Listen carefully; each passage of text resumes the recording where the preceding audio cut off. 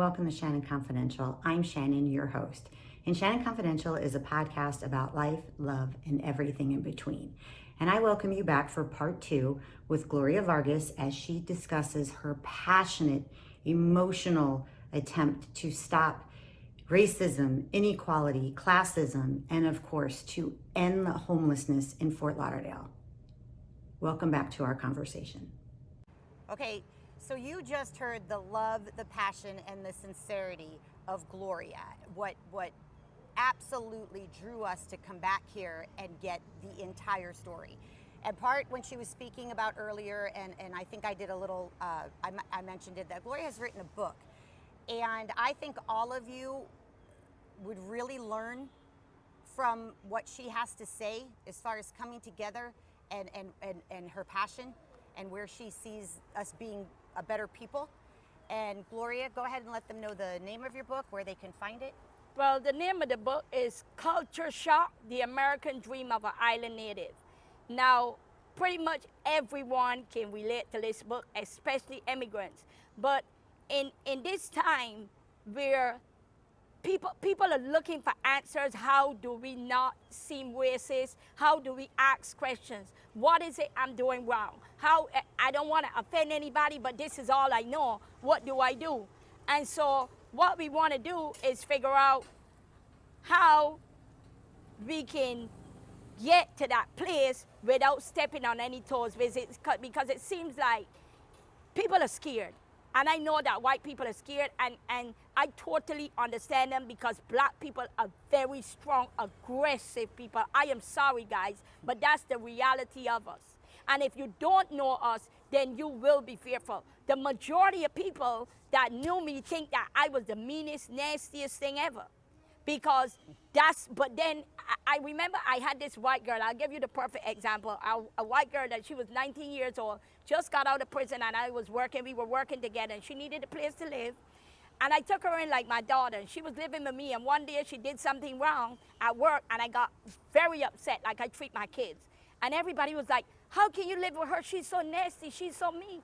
She said, you gotta know Gloria in order to love Gloria. She says, she treats me better than my mother. She said, but that's the way she is. When you do something wrong, then there has to be accountability. And so I know for a fact that as black people, we intimidate people. Nobody is gonna stand there and say, but I'm telling you, we are aggressive. If you don't know us, it is fearful, because white people are very timid people. No offense, guys. You guys are very timid and very soft. You really are.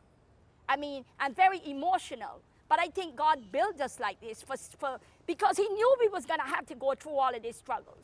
So I believe, instead of seeing that okay, you worked on a plantation, I see it as, thank God my grandparents was black working on a plantation, because the white man, I don't know how he would have handled the sun. I mean, and look at you guys, you don't have air conditioning, you look like you're getting ready to break. You get what I'm saying? So instead of seeing it as a bad thing, I thank God that he made me black. I can handle the sun. I don't need lotion. I don't need suntan lotion. I just keep it, I'm glad that he made me black, because when I see some of the struggles that white people go through, and they break down, and some of them can't handle anything, and I'm thinking, you want to hear my story? Come on, man. You want to live my life? You just suck it up. That's how I live. We just got to suck it up and keep it moving. But, like I said, we're all different. We come from different places. We have different cultures. Now, how can I invite some white people over to my house and cook them some soul food, and we can sit down and talk and laugh, and we can try to have a conversation that, you know what? If something comes out of my mouth white, or something comes out of your mouth black, I'm not going to see it as racist. I'm going to see it, you're like, you know what? People just getting along, and people just trying to figure out a way and work our way through this thing. We got to not get so offensive. And then if I got money, and if I'm a white person and I have money, and my husband or somebody has a business, you know what? Let me see if I can get my husband to take your child, and I put him in an apprentice program. You know what I mean? Do something to show, because you can't just say that you care. You have to show that you care. And people that are in that place that are still scared even if I say this, and rightfully so. Some of them have a reason to be because this is the culture that they were taught. I'm here to say let's change the narrative. And I'm saying start with my book. If you read that book, even if you don't have somebody to talk to because you're fearful, then that book can open up the door to where you understand the struggle that some of what poor people are going through and why they're so upset.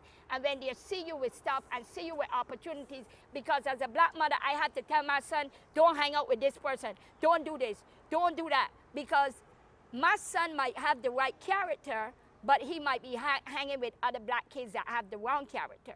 And I had to, and you know, and it's not right, but we have to have these conversations with black on black, and we have to have it with black. That's not right. Every person should be treated as equally. And as I'm going through that conversation, I'm saying that I do believe that all the police officers need to come off of the force right now. We need to put temporary people in there. We need to put all the police officers at least 2-3 weeks back into training.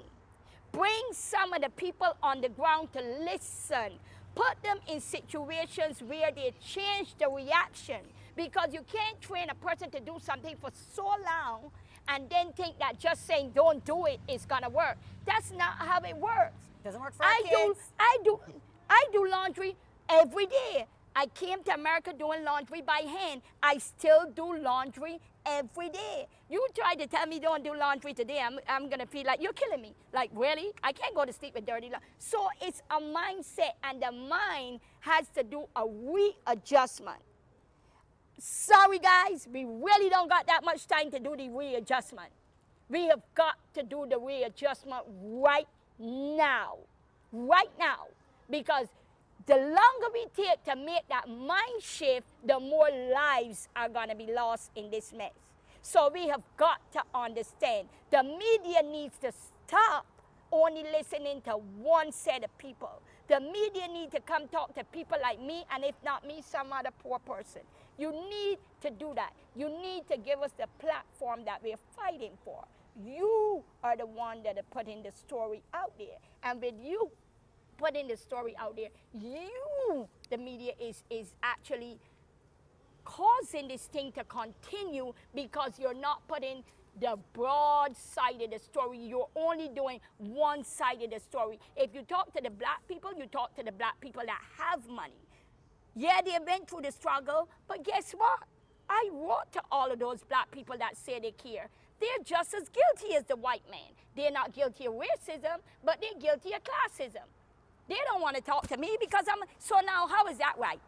You stand there talking about the white man racist, but you're a black brother or sister that got money, and you think that you're too good to talk to your black sister right now because I ain't nobody. I ain't got no money. I ain't got no education, so I can't get a meeting with you. I got a lawyer right here in Fort Lauderdale, a lobbyist. I called her for, let me show you how this works. I called to speak about this stuff because I've been on this mission for 16 years. Before all of this mess coming right now, I knew it was coming.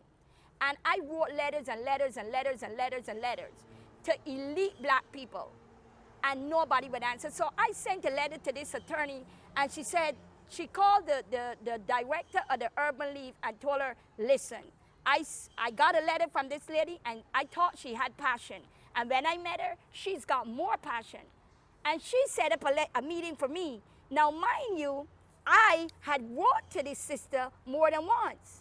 And me, I don't care who you are, I speak truth. So when I went to the meeting, I said to her, I sent 2 letters to you. You never answer. I sent you an email. You didn't answer. But this sister from the elite few got on the phone and called you, and I got a meeting right away. I told her just like that. Guess what? What is that? That's classism. You're part of the problem. Here it is, I'm the same person. But because this person bring me in, now I'm all right. But you judging me that I ain't good enough, because now you're judging me by my education, by my money, by my position. So how is that any different from racism? How is that any different? And this is black doing it to black. So why we not calling that out? Why we not calling that out? Why is it that we trying to put it all on one person, and we got all these black football players, NFL, NBA, the whole of the music industry, and we want people to come and take care of our people. Why don't every one of them go to one of those poor neighborhoods? Why don't they bring in a poor child and say, you know what, Mom, let me take them. I'm going to help them. Let me help you pay the rent. Let me give you a down payment on a house. Why can't they do that? So there it is. Justice is segregation. It's the same thing. The same thing we're accusing people of doing, we're doing it too. And so it's not right, and this is the conversation that needs to be had. It has to be a broad conversation. So if you read my book, and I'll tell you this, any funds that come from my book goes back to helping the homeless. And the reason for that book was to bring this conversation to the front line. This book was published in 2011. We are 2020, and it's got so much worse, and nobody would listen. Can you say the name of your book again, Gloria? The name of my book is Culture Shock, The American Dream of an Island Native. It's available on Amazon. And from that struggle, when I could not get anyone to help, God directed me to homelessness. And because of my struggle and my understanding of the system, I started Care in Action, and we started with 20 meals. The following week was 40 meals, and I'm a waitress, and I started doing these meals out of pocket. For 2.5 years, I did these meals out of my pocket. We were struggling to pay the bills, but we chose to feed the homeless anyway. And then I met a retired Republican, a businessman from Pennsylvania. Somebody told him about me, and he could not understand how does a person that barely have enough for themselves gonna do this much for others. And he came on board. And I'll tell you something, nobody has blessed my family like this older white Republican.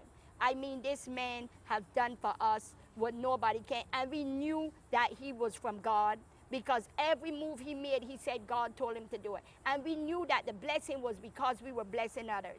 To show people that when God says, I will bless you, if you bless others, we have the fruits. We see the fruit. But we don't care so much about the blessing. We want to see everybody be blessed, at least have a roof over their head, at least have a safe place, and be able to get a shower, somebody to talk to. Nobody should have to live like an animal like this. Nobody should have to be like this, to be so filthy that you smell. I mean, people with colon cancer that can't pay for the medication, people that go to the doctor and they come out and they don't have the copay. How can we have a system that you got people that need medication that can't get their medication, or they have to go through a process that's so long that they can't get to the medication? Another problem with homelessness is that the struggle is so hard, people come to the streets in order to get help. Because after you've been on the streets for 2 years or 3 years, then the system will help you. You cannot even be close to homeless and get help. You actually have to be in the streets to get help. All of these all of these systems, the system is set up wrong. And the poor people have been brainwashed into believing that the system is there to help them, but it's not there to help them. And it's a costly system. So conservatives and Republicans need to come to the center.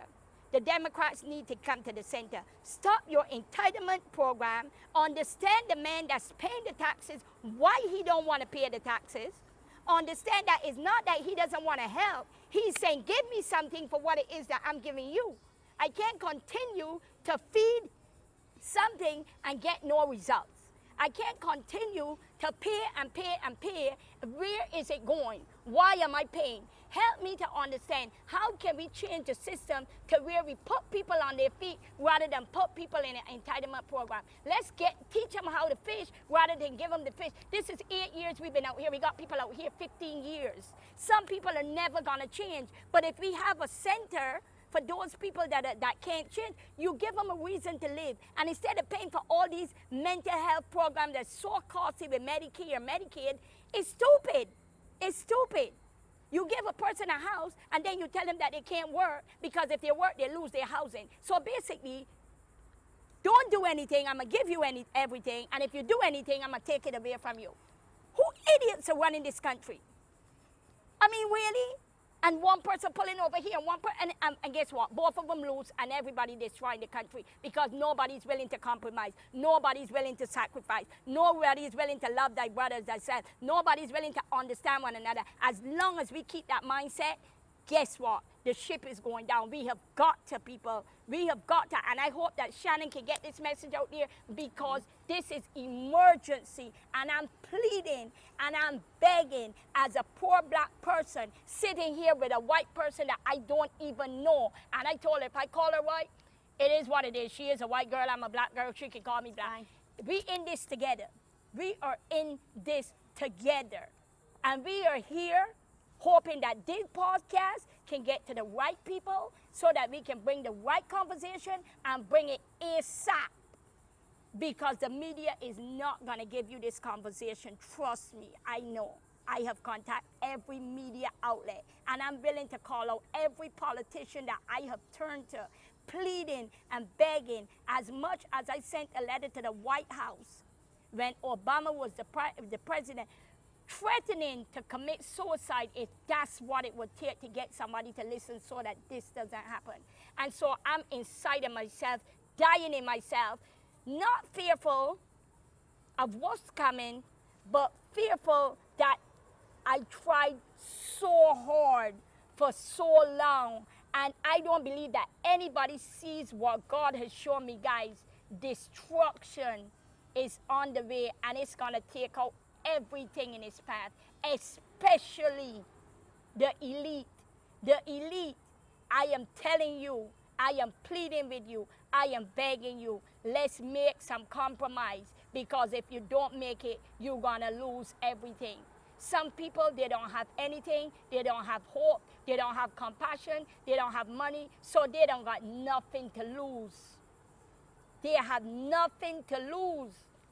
So the time is not now for division. The time is not now for lack of understanding. The time is now to say, you know what, I'm here. Help me to understand. What can I do? Educate me. I didn't live in your world. I don't understand your world. I am sorry if I am part of the problem, but moving forward, I want to be a part of the solution. So please, can we just agree to disagree for a second and understand how we can bridge that gap so that we can move forward? That is where we need to be. Not yesterday, not who's right, who's wrong. We all right, we all wrong. Okay, forget about it. The past is the past. Moving forward, let's move right now. Right now, come to the center, please, people. And if you say that you care, if you really care, where there's care, there has to be action. That's why the name of my charity is called Care in Action. Don't tell me you care for me. Show me you care for me. Everybody has a voice. Everybody got $5 in the pocket. Everybody can do something. We need to do something right now. Right now. President Trump, you need to bring it. You need to come. You are the leader. Whether we like you or not, you are the person at the helm. God says he anoint every king. Right now, God has anointed you. The Speaker of the House, listen to me. You need to put your differences aside. You tried and he's still standing. How this man is standing is only God knows, because this man should be dead a long time ago. And I don't say this as a threat. I said I don't even know how he's standing. And he can't be standing. I know a lot of people don't believe that God is with him. I believe God is with him. With a mouthpiece like that, and with the amount of head, God is with him. But it doesn't matter. Right now, I operate the way God said to operate. We need to respect him. He needs to respect one another. He needs to understand this struggle. He needs to stop listening to the base that been used to doing things for so long, and he needs to come to the streets. He needs to come to the hood. I understand that is not where he needs to be, and none of the presidents come there, but somebody needs to come to the hood. Somebody needs to hear from the poor people. Somebody needs to feel like, you know what, I get to meet the president. Wow, you know, there's people that's all they want. They want to know that they matter. Why the same people get all the bricks? Matter. Huh? All lives matter. All. But people, guess what? If we don't get to that all lives matter, I'm sorry to tell you, ain't no life gonna matter. Because that's where we at. All matter or none matter. Like I said, this is not a joke. Before the real estate market went down in 2007, God showed me it was going down. I pleaded and I begged, and when nobody listened, I sold my house in 2006. You see, God shows me things. I mean, before the virus came in, I didn't know it was a virus, but I pleaded and I begged because I saw it coming. I saw something big coming, and I was crying and I was pleading. So I am telling you guys, this is something coming that is so bad that, but we can do this. And you know what? We've sinned against God, and we turned our back on God. We just want to do things our way. God said the greatest commandment is that we love no other God but him, and to love thy brother as thyself. And we can do unto others as we will have them do unto you, right in there. And that's what I live by. If it's not good enough for my brother or my sister, it's not good enough for me. That's where we need to get. We need to be convicted. We've got to be convicted. God's got to show up, because only God can save us from what's coming right now. God says that if we will humble ourselves and get down on our knees and pray and turn from our wicked ways and ask forgiveness for our sins, unless we get to that place, we could bark, we could cry, we got to get back to God. For the believers, whether you believe it or not, your time is now. For non-believers, you say you don't believe and there's no God. I'm going to show you how there's a God. If there's an accident coming at you, the first thing comes out your mouth is, oh my God. So you say you don't believe, but as long as something bad is coming to you, oh my God. So guess what? You do believe. You're just fooling yourself, because God planted himself in us. And he planted himself there that we know we can cry out to him. We have got to cry out to him. But we gotta cry out to him not in division. We gotta cry out to him on one accord. We gotta cry out to him in unity. And then we're gonna see God show up. So guys, I'm not gonna take up any more of your time. As you can see, I can talk. You're wonderful, Gloria. I can talk, but this is not about me. This is about... how to get in touch with you if they want to, and also more about your charity, about how they can find it. Yeah. What is Care in Action? What does it do, and how can they reach you? Okay, Care in Action, right now, what we do is I cook like about 2,000 meals every month out of my house. I go around and I buy all the supplies. We get donations, some small donations. I used to get a big donation, but he has a terminal illness right now, so that donation is coming. Anyone can go on, I have a donate button on careinaction.usa.com.org. You can go there, you can donate. My telephone number is also there. You can call me. You know, we use spaghetti, we use ground beef, we use chicken, we use oatmeal, we use milk in the can, not the bottled milk. We use fresh fruit. It costs $4,000 or $5,000 a month, which is not a bad deal, because if you see the meal that I put out is a healthy meal for breakfast. They get coffee, orange juice, oatmeal, an egg sandwich, a biscuit with red pepper, green pepper, onion, cheddar cheese, and turkey bacon, and a banana. They get that for breakfast. And then for lunch or dinner, they get spaghetti and meatballs, vegetable tilapia. They get barbecue chicken or barbecue pork. Everyone get fresh fruit, everyone get green vegetable, and everyone get salad. I know that I work for God foremost. The meals that the homeless people get is the same meals that I feed my family sometimes. I would not give to a homeless person what it is that I don't eat. Sometimes I have leftovers at my house and I don't even bring it out here, because we're so known on the streets for caring. We're so known on the streets for treating people the way we want to be treated. Every week comes out of my pocket $80 to $100. Even if I don't have it, I put myself in a bad financial position with giving the homeless a few dollars. You know, somebody needs laundry, somebody needs to get their medication, somebody needs to go get a shot, whatever. And so, you know, whatever God put on your heart to give, God says is not what you give, is by the measure you give it with. So whatever it is, the key is to give. And so this is what we do, but the big picture is to have a humanitarian center. A humanitarian center right here in Broward that we can pull everybody on the streets. And we're really hoping that we can sit down with the politicians and the business owners and the developers to tell them our plan and to show them that we're wasting a lot of money right now. We're wasting a lot of money to fix a problem, but the problem is not being fixed. We've been out here 8 years and nothing has changed. I mean, the city just paid over $300,000 for 2 months in a hotel, and everybody is back on the streets. Really? Why didn't you not put that $300,000 in an apartment building? If you take 50 people off the streets, it would have been better than this right here. And everybody that's on the streets end up on entitlement. So guess what? One way or another be paying, but let's get something for the money. Let's make your money work for you rather than you continue to dish out money and you get nothing back. You know, and the building, the owners of these buildings around here, they got a lot vested in this.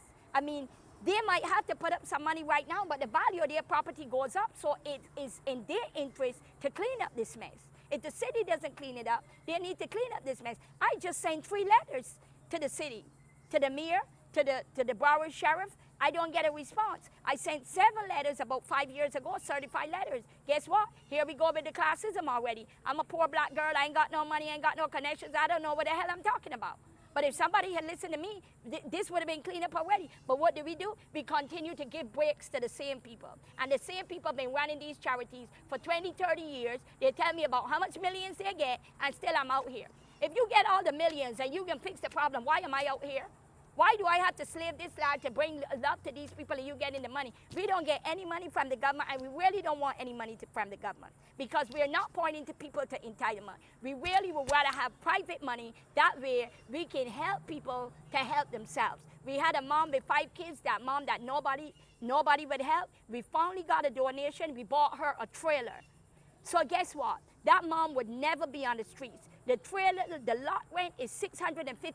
Had we not get that trailer, that mom would be on housing. It would cost the government about $1,600 to $1,800 a month because she has 5 kids. So because of the amount of kids, she has to have a house. Nobody want to rent to this mom. And if they don't have anything vested in it, they're not going to take care of it. The trailer is hers. So now she got a reason to take care of the trailer. Here, look at the mathematics. If she had go on housing, she'd be on housing maybe for all her life. Because now that's all she know. It's a mindset. She's not going to get up. Now she's got a trailer. So wasn't it worth to spend that $12,000?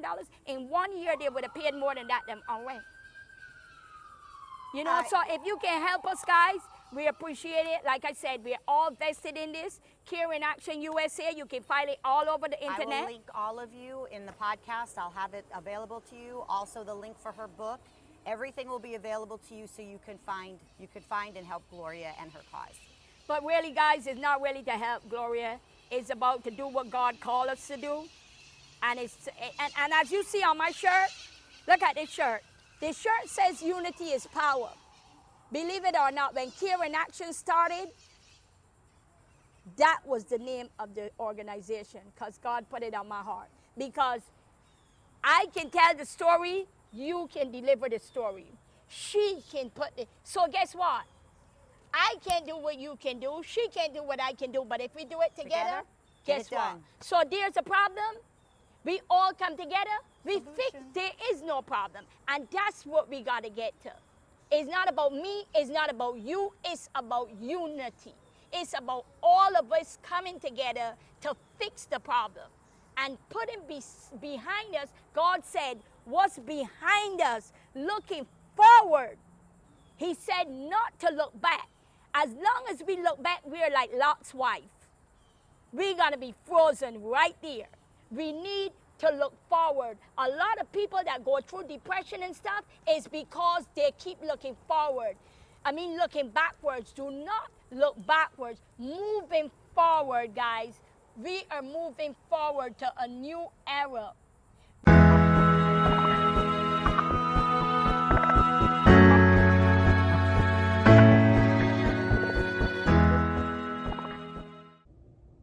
Thank you for being with us today for part 2 with Gloria Vargas. As you can see, she's very passionate about racism, inequality, classism, and the homelessness in Fort Lauderdale. To help her, Shannon Confidential will be donating $1 of every item purchased through DARS Designs to go back to Care in Action. You have to care with your action. So I am going to put my money where my mouth is. $1 from every purchase will go back to Care in Action because I do believe in supporting everything she is fighting for.